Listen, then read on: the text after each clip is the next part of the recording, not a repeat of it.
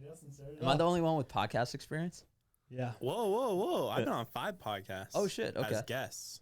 As guests. As guests. Let's hear it.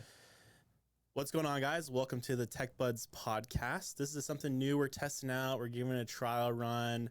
This is our first one ever. We're probably going to make mistakes. We don't really know what's going on. We just had the podcast stuff today. We just wanted to give you guys an inside look of behind the scenes of kind of like what we do here at Techbuds HQ, a little bit more personal ins and outs about us, the team, and all the stuff that you don't really get to see just on the posts and from Ricky's YouTube videos, et cetera. So my name is Justin. This is Jacob and Ricky. What's up? What's going on? What up? I'm the other Ricky. So. Yeah, Ricky Morgan. I'm Jacob. I run all the apparel for Ricky Gutierrez, not this Ricky. But yeah, I don't know. Well, you helped me with my shit too. Yeah, so. I got some hats going for Ricky. I flip houses. Yep. Yeah. So, Ricky G is my landlord over here. My real estate team is over in the back of the office, so we just flip houses and wholesale. Oh, yeah, and my name's Justin. I'm Ricky's business partner for Techbuds and the HQ and Learn Plan Profit and kind of all of it all together and above. But this is just something we're going to be throwing together to practice, talking to one another, get some stuff, and hopefully can get you some cool behind-the-scenes content to get you to either talk about some topics you guys want to hear about and or get to know more about the team and the ins and outs and like what actually goes behind the scenes of like, being around these, not just our friends of people, but it's like our little niche and our little friend groups just cluttered with really successful young entrepreneurs. And what we were talking about yesterday is I think it's really interesting. Like none of us really have like normal jobs in a sense. You know what I mean? Like everyone does something a little different. Yeah. Everyone owns their own little businesses, but works on other stuff too. So it's like interesting to kind of like see like different sectors and like you do real estate, I do real estate, but someone like Jacob who doesn't do real estate right now, he does other stuff. He can totally like branch off and get into something like that later on or whenever he wants to. And everyone has like the resources all around, It's pretty cool. Exactly. Yeah, it's like when you go out in public and you tell people like, oh, what do you do? And people just look at you like you're kind of fucking crazy. Yeah. Seriously. Like most people have just like normal jobs. They show up every day, 9 to 5, W-2. Exactly. And we're just all trying to make money out of thin air, kind of doing different shit. Yeah. Out of thin air, just trying to hustle, grind, figure out strategies. No doubt. But so today I think we should talk about like kind of like nature of the market, what's going on in the economy, like catch up with some like current events that's going on in cruising. And obviously one thing we're kind of like already seeing the stretch of is like approaching or entering this recession, seeing this massive inflation, interest rates rising, what it's doing to the housing market, but also what it does to other markets as well. And one of those markets I want to talk about today is the car market. Now all of us kind of are like, we're all kind of big car guys. So it affects, what you're buying, what you're selling, and we buy and sell cars for passion or fun. And that really does affect the market and moves with the market as well. Demand, obviously, prices, what's going on left and right. So, there's a lot going on in the car market in the last, 2 years. That's not too many people pay attention to or realize because it's not as popular of a thing. Yeah, especially, I feel like the past 2 years when the economy was good and, Dogecoin was going to the moon and the stocks were hitting and real estate was hitting. Everyone was going out there buying exotics. Yeah. Values were going up. Everyone felt like they couldn't lose. Now, we're about to enter Q4 of 2022. It's not like that right now. People are, hoping the price goes down. Hoping the price goes down. People that bought cars in the past couple of years are sweating a little bit because the same type of ways they were making money aren't hitting the same way. Mm-hmm. So I kind of think that's going to cause, we buy real estate, and the way to buy the best deals is like distressed sellers. People with money problems, people with situations, bad problems going on in their life. So I think for the car market, you're going to see the same type of thing. Some of these crypto kings who bought Lamborghinis off that crypto money, and now their portfolio is down 70%. They might need to sell at discount. So I think good buying opportunities will be coming up. Yeah. When do you think? Rough 3 months, 6 months, year? I mean, I know, Justin, you're pretty in tune with it. I think aren't prices already I'm seeing flattening? prices already start to decline a little bit. 100%. But I think one thing we saw in the housing market is like during the car market is there's such like demand. People are paying so much money. Like every new car you were buying was selling for over MSRP, over sticker, and there was like this huge thing that's like, holy crap, you got a car for MSRP. That's considered a good deal. Yeah. When that's never happened before in the car market, which is very interesting because these people, like I would say, the general population in general, the American citizen or whoever it is, purchases a car from a dealership, they get a loan on it, they buy it, they lease it, whatever. That car depreciates right off the lot. You pay tax, title, license, and there's sunken costs in those cars that you lose value on. You get a loan for something that's worth less than what the loan is. And most people drive around cars that are either even or upside down in. And that's something I think our little group does a little different. Like we buy and sell cars to either break even or make a profit, which is like a really interesting concept because it's not really foreign, but not too many people understand the car market enough to understand like, yo, am I getting a good deal on this? If I buy it for $50K, is it worth 47? Is it worth 55? And like understanding how to do that. But I'm already seeing the car market decline a little bit. But during COVID, shit was selling for 10, 15, 20K for normal cars. Well, you also have to understand like interest rates were at all-time lows. Right. So money was kind of free. People were making a lot of money. So people also felt like anytime they were buying cars, they were buying stocks, they were buying crypto, everything was going up in value. So I felt like people were taking pretty much all their cash, or they saw how easy and cheap loans were. And they're just like, fuck it, let's buy a second car. Let's buy more shit. Yeah. And now, I mean, rates have obviously in the car market gone up. Housing market is crazy. So I just think if rates continue to climb and stay high, you're gonna see, kind of a bloodbath in the car market. Yeah, especially for those people who were hitting it during COVID or after COVID and they had money saved up, whatever, they could afford it. But now times are changing. The stuff at the grocery store, your lunch costs more money. Everything is going up in value, and the affordability of things is really changing for everyone. I mean, I see it myself. It affects me. We just ate lunch, and it was freaking $16 for lunch. Yep. Yeah. I remember during COVID, I'm not spending more than $8-9 on lunch. You know what I mean? Yeah. I just hate how everything's gone up where you just kind of feel it's natural now. Everything, you're paying so much for everything. You don't really realize how much it's gone up in value. Like, I got some Thai food last night, Uber Eats, me and my girlfriend, $52. yeah, you didn't even think twice about it though, huh? Some yellow curry. Dude, you got off easy. I had sushi last night. It was $100. Right. It's like, you know what I mean? But it's like what Jake said. It's like the new normal.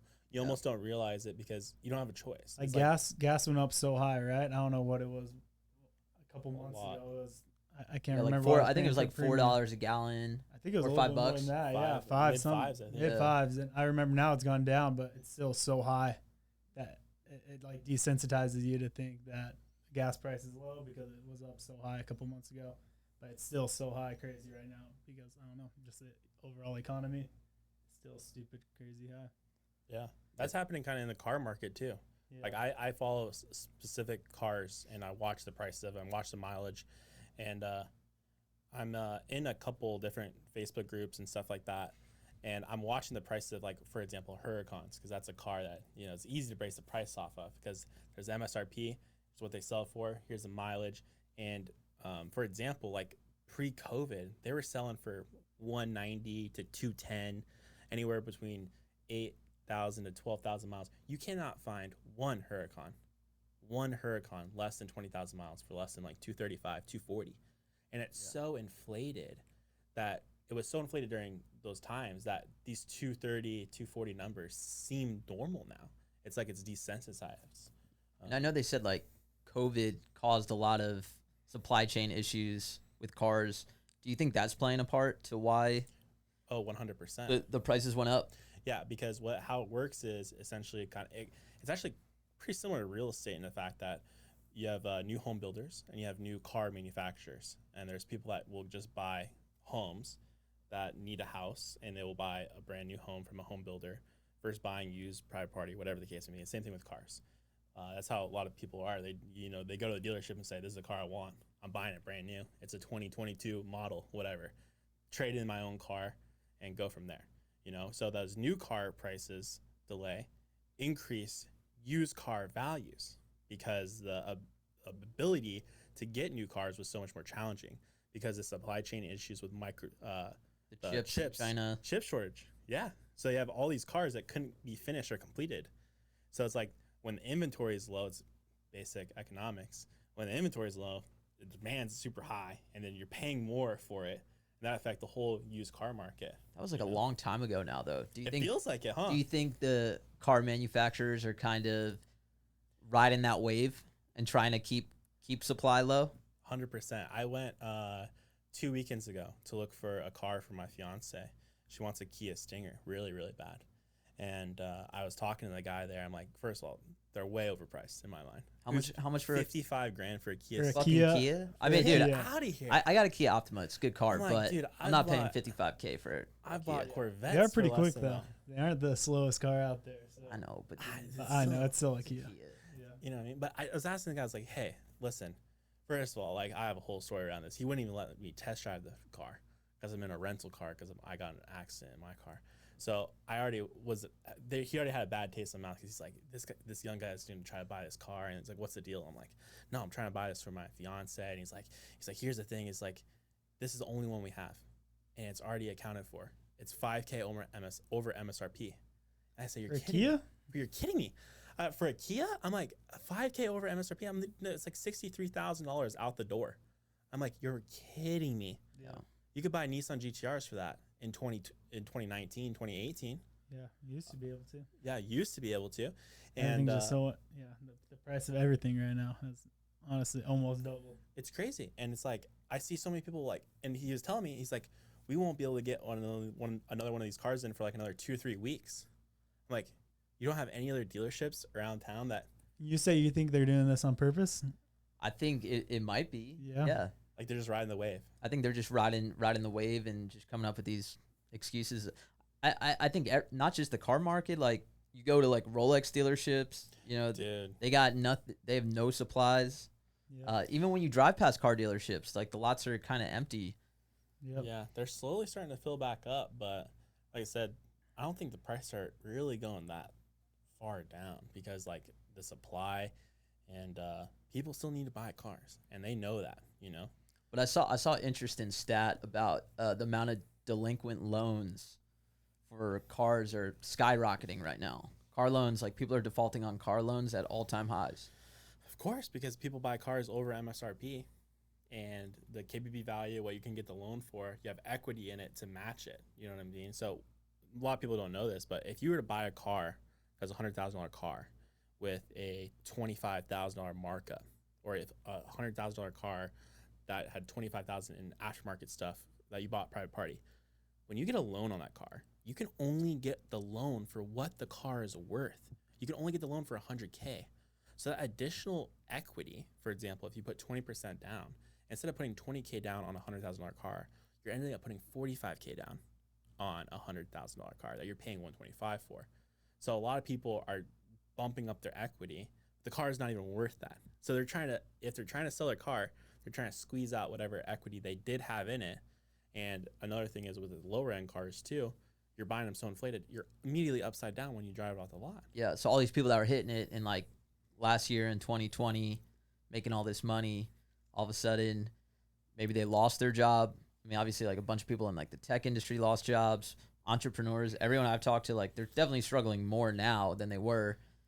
And Americans just have the habit of, maxing out. Oh, I can afford $1,000 a month payment. All right, let's get $1,000 payment a month. And if all of a sudden they're in the whole $30K, I feel like they're just gonna be like, all right, I'm not paying it back. Take the car. Like I don't care. Yeah. I love the guy on TikTok who goes, this is this car, a 2022 Porsche GT3. How much a year do you need to make to comfortably afford that car? And he does this thing, he takes his income, he multiplies by like 20% or something. So it's like no liabilities over 20% of your income, monthly income to afford. Yeah. And all the people in the comments go, like, say it's a $300,000 car and the payment's like 3, 4, 5 grand or whatever, and he's saying like you have to make like $400,000-$500,000 a year to do it, then everyone in the comments is like, you don't need to make that much. Yeah. I can afford that. I have a $1,200 car payment. I make $3 grand a month or whatever they say. And I just see the nature of people. I see that completely, just even on TikTok. And when you think about it, people's expenses, like what are their highest expenses typically per month? Housing, their car. Mm-hmm. So their car payment's high. Housing in Arizona. What do you think the average the car prices or car payment is right now? Dude, I would guess probably like $500-$600. I feel like a lot of people are under the $500-$600 range with insurance. Or just no, car payment. Just car payment. Just car payment. That's crazy. I'm not sure though. That is crazy. But on top of that, you got to think maybe they were able to afford that. All right, $500-$600 or $1,000 a month for a car, no problem. But now this year, the rent went from $1,200 to $1,800. Mm-hmm. Or if they wanted to buy a house, your purchasing power, with when interest rates were at 2.5%-3% compared to 6.5%-7% now. Yep. So now people have to make a decision. Like, I have 2 kids. Do I settle to move into an apartment with 2 kids and have my nice Mercedes, or do I say fuck the Mercedes? I'm going to default on that so I could like afford a bigger house to live in. And I just think cars are one of those things where you're going to let that go before you let your house get foreclosed on. 100%. There's a lot of desperation when it comes down to the selling of the cars, because a lot of people who want to, if they don't want to trade it in and get lower value, they want to sell private party, and if the demand's not real high, selling a car private party might take a while. I've experienced that with cars that I've bought and sold, specialty cars or more expensive cars. Dude, you got to plan to have like that car for sale for like a month or 2. Yeah. You can't be like, yo, this is gonna sell in 24 hours. You gotta wait for the right buyer and stuff like that. And if they're underwater in debt, if they owe $100K on a car and now the car is currently worth $70, they can't sell that car to anyone because they're not gonna bring $30K to close. Yeah, right. It's the same thing with housing. We talked to a distressed seller and they're like, I owe $200K on my house and I can only offer $140. I could maybe take over their payments if they're okay with that, or if it's a good loan. But people are less likely to buy cars sub 2 than like a house, I feel like. Oh, 100%. You're not going to see a lot of people take over car payments. Car market, you definitely got to play your cards right when you're going into it. You got to make sure you're getting a good deal. If not, you're definitely going to get bent upside down. Because, most of these cars right now, you owe more than the car's worth, right? When you buy the car pretty much off the lot. So unless car market, I feel like a lot of it has to do with flipping it is really the best way to explain it. Every car I buy, I think of the motive to flip it. I haven't bought a car yet that's new or anything like that, to where I've been thankfully not had like what's it called? It put in that tough situation. I haven't been put in that tough situation. You're like breaking even. Exactly. You're able to like kind of swap up. So that's a motive, like exactly what you said. People are going to let their car go way before their house. So as long as your car motive is constantly you're trying to make money on your car, you're looking for good deals, then I feel like that's really the only benefit way to go. Well, I think we've all bought in cars too, where we understand the concept of like buying it on like the depreciation curve, where there comes a point where the car depreciates really fast, but then it levels off. And it's like if you could buy it at that level off point, hold it for a couple years. Exactly. You find the specific make and model that's a little more desirable. So with this market coming down here soon, are you looking for anything? You gonna get your hands on a little something? I mean, I don't know about a car, dude. Like I'm looking to buy cheap real estate and cheap investments. Maybe like buy crypto cheap, buy stocks cheap. Cars is just something. I would never quite look at a car like a investment. I still look at it as a liability, even if it's a high end car, just because I'm like driving that thing and something could go wrong with the car, and now it's $10K in repairs, or someone hits my car. It was had a clean record. All of a sudden, someone T-bones me, and now that car's not going to be worth what it was. No, but even if you have insurance, if you have now on the title, I'm going through it right now. A wrecked truck, or let alone if it's a wrecked Ferrari or a Lambo or something, you just took a massive hit. especially if you can't get that diminished value. I agree. People say that with watches too. Like, sure, if you have just like a bunch of extra money sitting around, you know, you want to buy a Rolex or something, but all it takes is like one night and you have a couple too many drinks and you misplace that Rolex, that thing is gone. Yep. So I just, you know, if I put $40K into a down payment for a house or something that's making me income, so I just look at things like that. But yeah, I'm a little bit more conservative. Yeah, I mean, I've bought and sold so many cars now that I feel super confident going into that car purchase that if I know I'm getting a good deal, I know I can sell it for that. I have a cap, I know like my margin, so I know that like there's a safe play to like there's a safety net essentially that I know I can at least sell a car for this. Yeah, and I think because that's my approach with the vehicles that I buy, I don't think they're liabilities in my mind. Because like for example, like I bought this past truck that I bought about 11,000 under market value, and I just got in a car accident. I was rear-ended, and the truck has about $21,000 in repair. Yeah. So it has a little bit of subframe damage and a bunch of stuff going on. Well, I'm getting all the money for it, and I'm getting diminished value on the vehicle.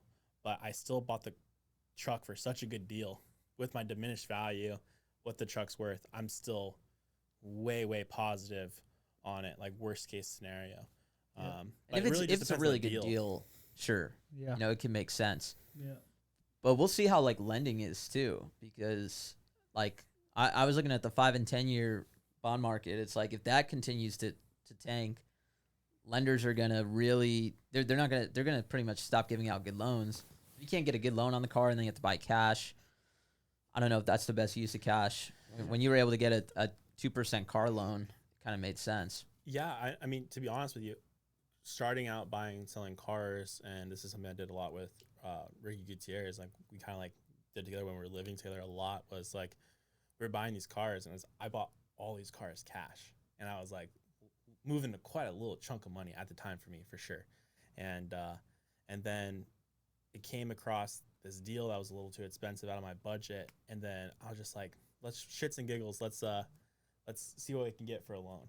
The guy came back and he's like, dude, you need to put down like basically nothing, and if you set up an account through a credit union who I use now, I have a great relationship with, shout out to Andrew, like I put like literally like nearly no money down, and I got like 2.99%, which is like free money. Yeah. You know, so that's where and then once I started learning that hack, I was just like, all right. So now, before I was like, crap, do I really want to put $90,000 into a car and just sit on it for a little while, or can I put a little bit down and then use all that cash for other forms of investing? Yeah. You know what I mean? And I mean, most people, you know, they're not like Ricky G, but buying just the cars in cash. But don't you see those loans kind of slowly going away right now? I mean, your credit guy, is he still? I see it for sure. It's one of the things is like my fiance, like, and a lot of people are in the same scenario. They have like from high school or college, they have what they call a starter car, something that you bought cash, 10,000 or less. That's used usually like a car just to get to point A to point B, and you have no car credit history, which makes it really actually challenging sometimes when it comes to approaching a car loan, because it's really easy for them to screw you on interest rates, and depending on your income and how much the car is, et cetera, et cetera. Credit. So one thing that I wanted to do was I wanted to get my fiance a car. Didn't really matter what the price was. It was a payment that she can afford or qualify for. I'll co-sign for her, and then it's something that she can work on to build her credit. So over time, like for myself, I have a bunch of car credit history. I have loans that I've had for over 12 months, successful payments, stuff like that. And so when it comes down for me personally to go get a car loan, it's almost easy. It's super easy. Well, even though you can make a lot of money or have that good W-2 or whatever the case may be, your interest rate may not be as competitive, especially as time goes on more and more. It's going to be harder. Yeah, and if rates go up, I just think prices are going to have to come down, because people are just going to, like the $120,000 GTR, there's just not going to be a buyer for it. Yep. Well, I think a big problem is, especially our friends that own car dealerships, what I'm seeing is like these people don't care what the rate is. People don't They understand. just want to get in the car. They want to get in the car. Or they're looking at their monthly payment pretty much. That's all Exactly. they're like, I could afford that. I can't believe that approach. That irritates me so bad. If you walk into a car dealership and say, I can afford $600, what can you put me in? I'm sorry. That is the stupidest thing I've ever heard in my life. You are absolutely getting bent over. You're paying tax, you're overpaying in interest, and you're going to be upside down in the car. You're going to be upside down in the car every time. And I hate seeing it over and over again. And even some of the friends I know are like, oh yeah, I just bought the new Lottie Lottie. I ordered it from X, Y, and Z. It's the new AMG Lottie Lottie. I'm like, yo, what's your interest rate? Dude, I don't know actually. I'm like, what do you mean you don't know? You just even look at it? You just signed the paperwork on a $160,000 car and you don't even know like what your interest rate is. Yep. All you know is that you can afford the payment. But I feel like that's going to change. And it looks like the car buying method is changing too, where it seems like dealerships are kind of going away. They're trying to go direct to consumers, and they just like, but I've seen like the websites, like even like Tesla, it's just like, oh, how much can you afford? Okay. And then like, it just like spews out like, oh, you got approved, and people don't read the fine print. They don't even have anyone there to like guide them through it. And I think it's going to work because these car dealerships are literally making it easier. Like Carvana. Yeah. Dude, it's a car delivery service. It's a vending machine. Yeah. It's like insane. Like, how do you even know? Like, it's so crazy to me because I view it as, first of all, cars are expensive. Like I said, it's most people's second most expensive monthly expense, right? How do you not have that dialed in? You know what I mean? Like, how do you not know for sure you're getting a good deal and for sure what you're paying is something you can even really afford?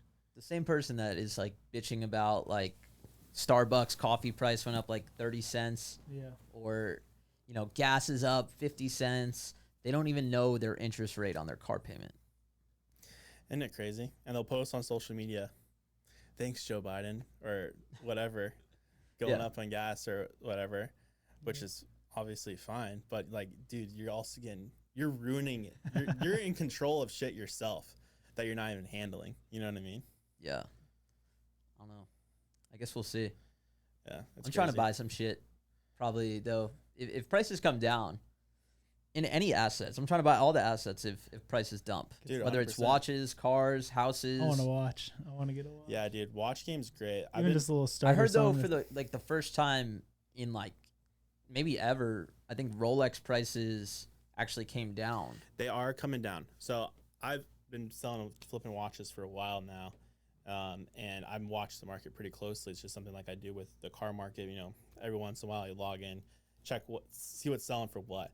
And it is like, since COVID pricing, there was such an increase, and it's like kind of curved off where the watch values are starting to come back down to like what I would say like reality, like what's a realistic price to pay for something like that. And I think those assets those are the stuff that obviously gets affected first. Everything with a recession, pullback in the market, whatever, the higher end stuff gets hit the hardest first. It's just like luxury real estate. Yeah, that gets hit the hardest. Housing market starts turning. Guess what gets hit first?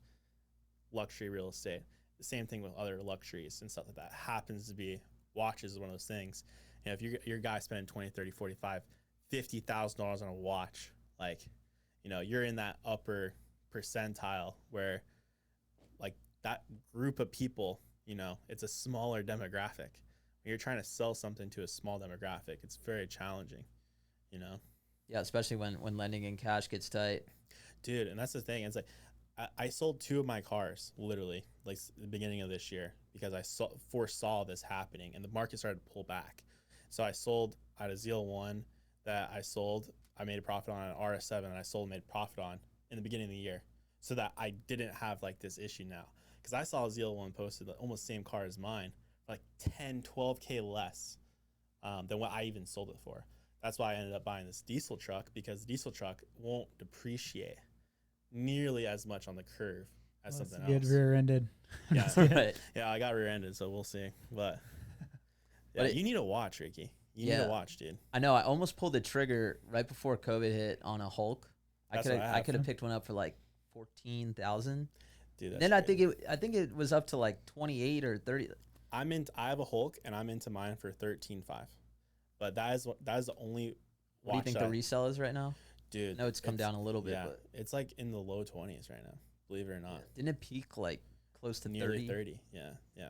And that's where Rolexes are supposed to be like safe, solid investments, but they're not supposed to double in a year and a half. I view it as safe, solid, but I think nothing's guaranteed. And that's like needs to be like put out there. Just because you buy something doesn't mean it's going to 100% appreciate every single time. Yeah. But for me, like I've bought and sold a bunch of watches, and this is one watch in my eyes that is just a long-term watch. And they are clean. It's I don't really wear it. I never really wear it. I don't think I've ever seen it on your wrist. I never really wear it. I bought it. It's brand new. It's like unworn So condition. you don't like scuff it out something. For me, like I've had other watches that I would that are a little less legit expensive. papers. Of course, box and papers, the whole 9 yards. And it's something that I talked to a couple of my friends about, and one of my jewelers, and we're like, dude, like we may never see like these prices of watches ever again, because if they continue to appreciate, gold continues to appreciate, these solid gold Rolexes, solid gold APs are gonna be going up in value so much. They're gonna be almost nearly unattainable. So what I spoke about was like the Hulk, for example, is a discontinued watch from Rolex.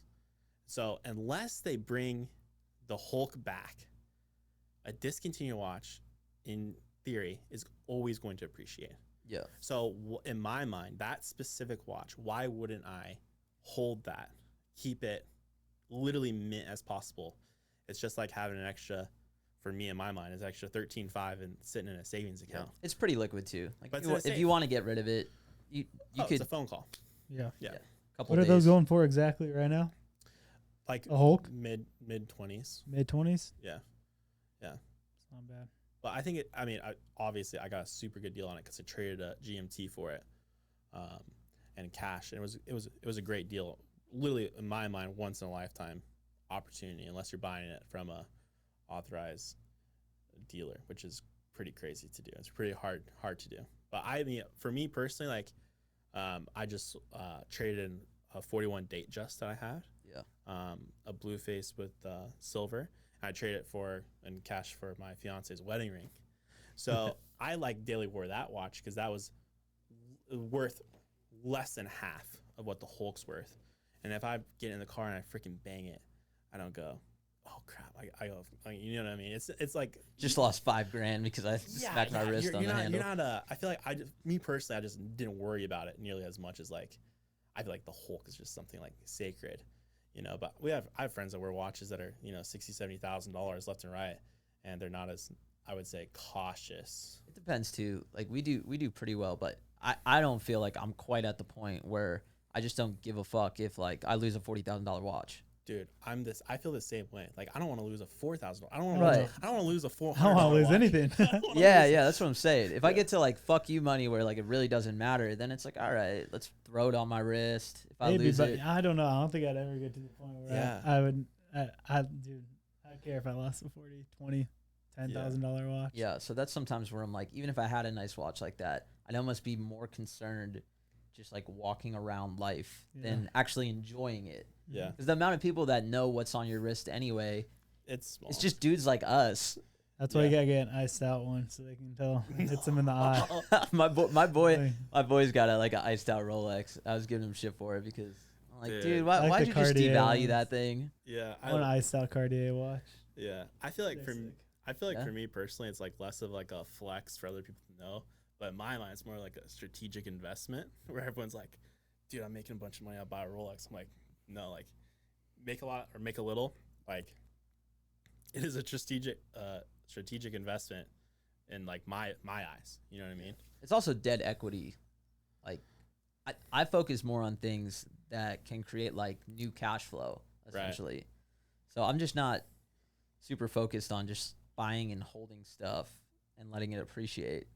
Like I'd rather just take that money and start a new business or reinvest in my real estate business, double down on marketing and try to, 10x that in a quicker way and try to scale compared to, buying something to like passively let it go up in value.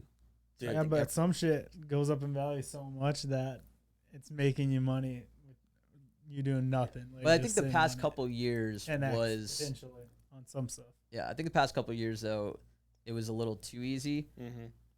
But I think also what happened was people would like buy Bitcoin or Tesla stock, and then it shoots up a bunch.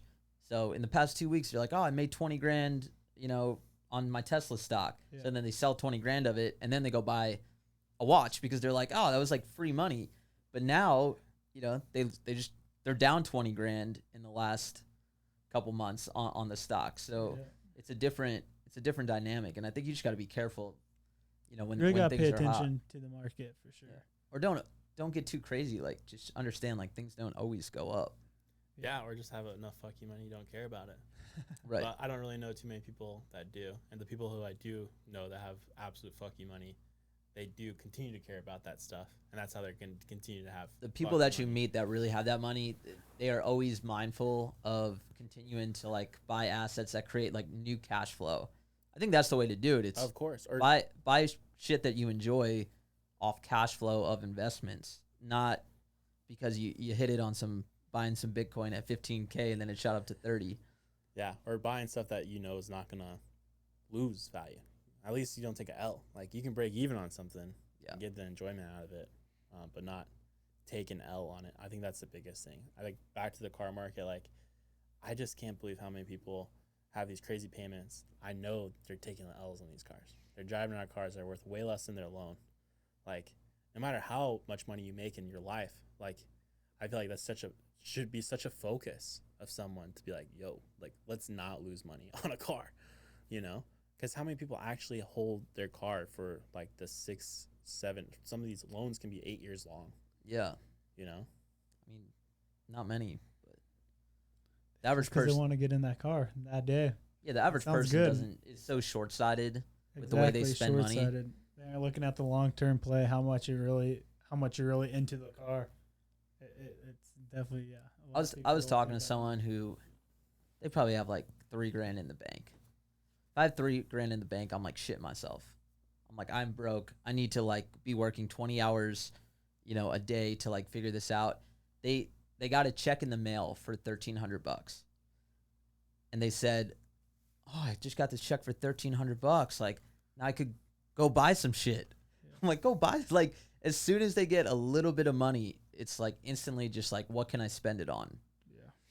And I just think a lot of, especially Americans, have that mentality.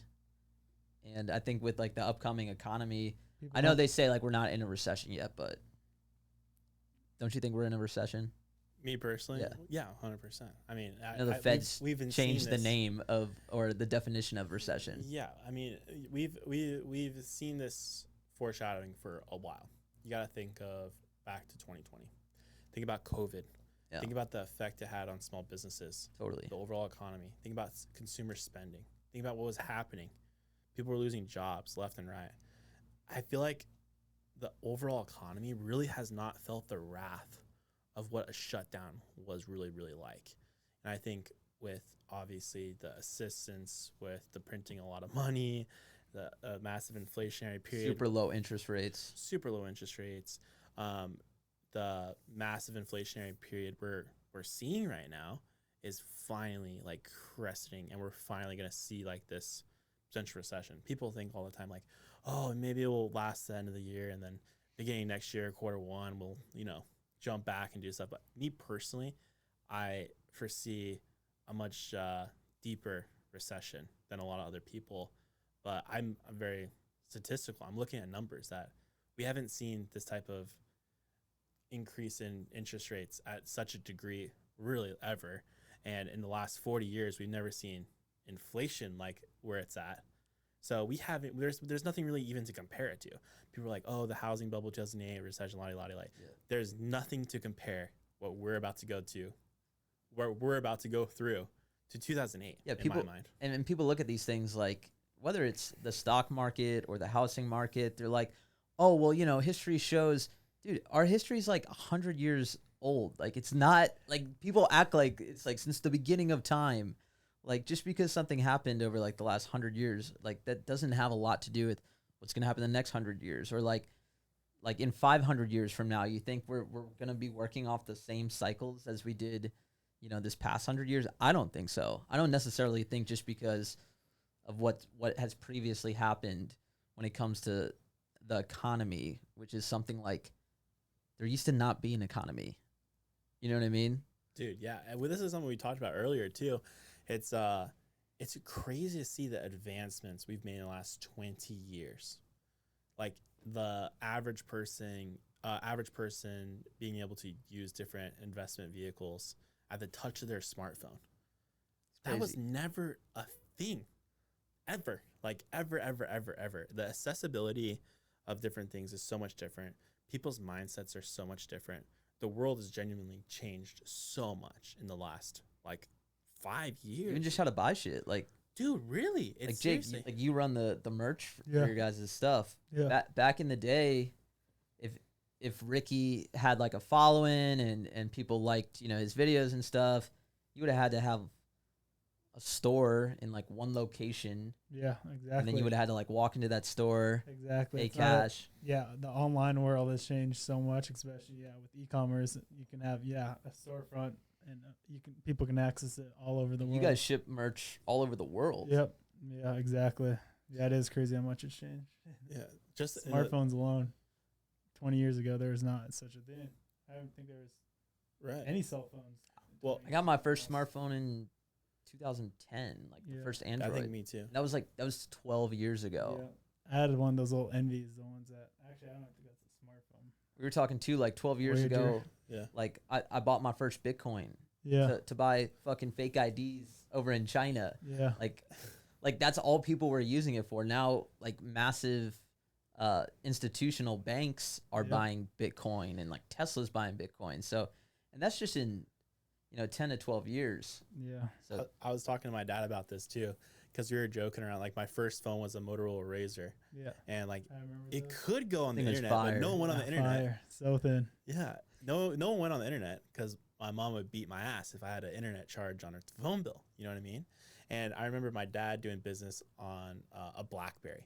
I was like, holy crap, Dad's got a BlackBerry. Wait, remember just back in the day how fast you could text going through the numbers? A, B, what was that called? I don't know what it's called. Texting style? Yeah, when you don't have a keyboard on your phone. I could fly through that thing and be like, dude, if I try to do that nowadays, it'd take me 3 hours to write one gangster sentence. at it. And then, you have the LG Envy that you got charged for everything. Like you went over data or like text messages or talk time. My parents would be like, hey, one time my bill like was way high and my mom chewed me out. She's like, what the hell is this? Yeah. I just want to see if I can go on YouTube on a phone.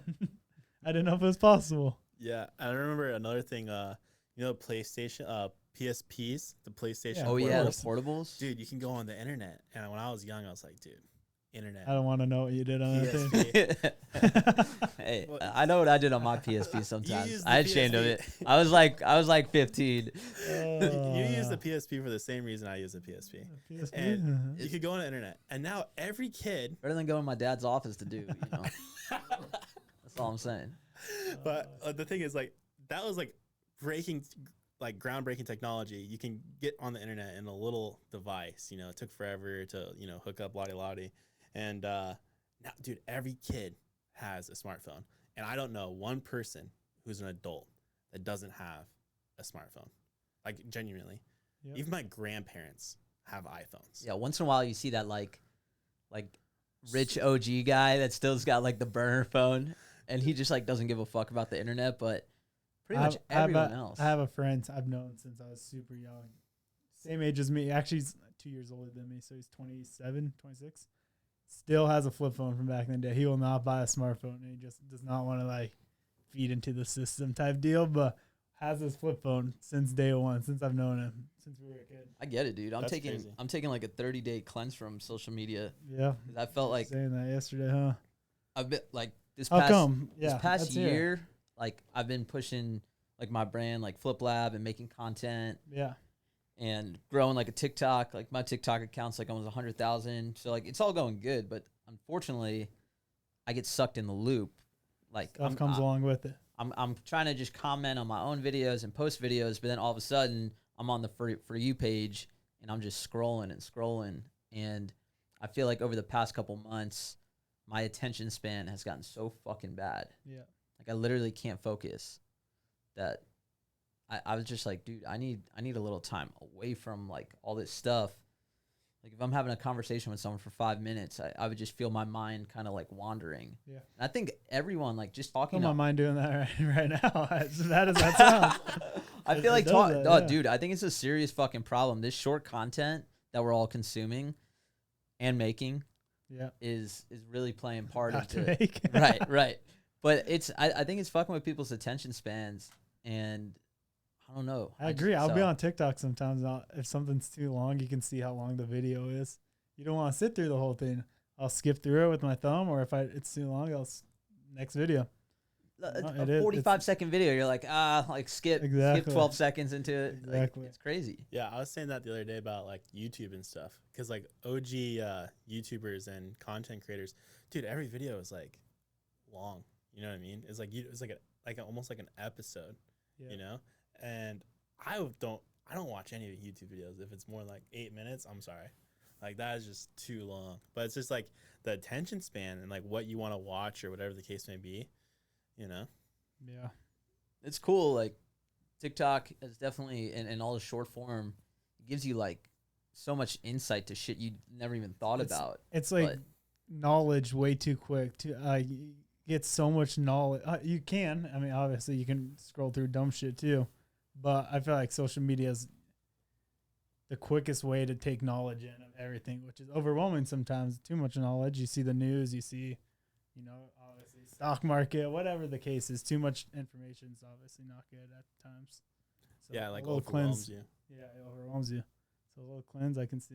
I do that too. I'm doing like no social media, no booze, and no weed. Okay. So I haven't gone 30 days without smoking and drinking, I think, since I was like 16. Wow. I'm like 30, so we'll see. You have insane willpower. How's it been so far? It's been 5 days. Sweating? Nothing? Pretty normal. Normal? But I was this weekend, like my girlfriend, especially, she worked all weekend. Yeah. I was just kind of chilling by the house in the pool, watching football. Mm-hmm. And I was kind of bored. Like not scrolling through like commercial breaks. Yeah. Not just like being sober. Like usually like I'm not saying I have like a crazy problem or anything. But I'd like to like smoke a little weed and then watch like the end of the night would just I would fill my time with like, all right, I'm gonna smoke and just chill. Now I'm just chilling. You know what I mean? Yeah. And it's not as like enjoyable. But I think it's good. I was thinking it's good to do these types of things. Like I haven't done one personally, but I've heard a lot of people that say like they'll do a little cleanse like 1 month out of the year. Strains their head back on a little bit. Yeah, kind of, get your mind right with your own. I think even scrolling through social media, I think sometimes we like, is this my thought or is this thoughts of other people of content that I'm just consuming? I think sometimes it's good to get clear with like, what do I actually believe in? Not like I agree with these videos that I've watched and now that's my thought. Yeah. I just watch dumb shit on TikTok, so I don't have, everyone that has like stupid videos, they don't really have an opinion on there. Stupid shit. But I get what you're saying. There's definitely people that have their opinions on there, and it definitely can corrupt your mind a little bit, I guess. Yeah, for sure. Oh, no? Okay. Overheat? Maybe. Yeah. What do you think? How long have we been going for? I don't know. It's a good start. I mean, we can only chop up some stuff, see how it looks. Let's see how it works. works. Want to cut it off there? 8 minutes, pretty solid. Yeah. What do you think, boys? Cut it off there? Yeah. We'll be back. Yeah, Thanks for checking us out, guys. Techbuds podcasts. Stay tuned. Subscribe on. I don't think we don't even know where to post we don't have yet. anything on this, but once this video's out, if you guys do see a comment below what ideas, topics you want us to talk about, and people, influencers. We'll throw some. Anyone you want to have on? Yeah, we'll try getting in contact with them, throw them in this seat right here, and it's gonna be fun. Yeah, 100%. Thanks, boys. Till next time. Yeah, it probably. Cut out like 10 minutes for that. You guys are Oh, no worries. Did you just go? Dude, this thing has three hour battery left on it. What? This thing has 3 hours of battery left. That thing will go. Look at that. That thing will go like 10 hours. Dude, this is sick. Should I turn it off? The mic quality is great out of that thing too. Yeah.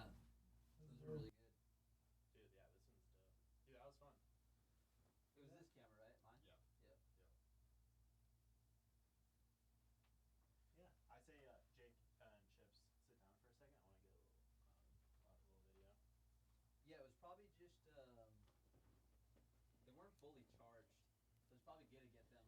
Yeah. Sometimes if they're not like full, like if they're already only on like 15%, even though it's just charging with micro USB. Yeah. So sometimes it dies like a little quicker. Here, sit down for a second. Yeah. I'm gonna take a quick video of this. Looked pretty good though. Looked and sounded pretty good. Oh yeah. They look professional as fuck. Only issue was Justin's camera is just like way too overexposed Okay. It's a little for bra. some reason. So No worries. Good podcast on the way. That looks good. One quick pick. Yeah. Yeah. First episode. I knocked it out. Oh. It is a good looking setup in here It too. is. I like that. It's like a little yeah, booth within over 24 there. hours. Yeah.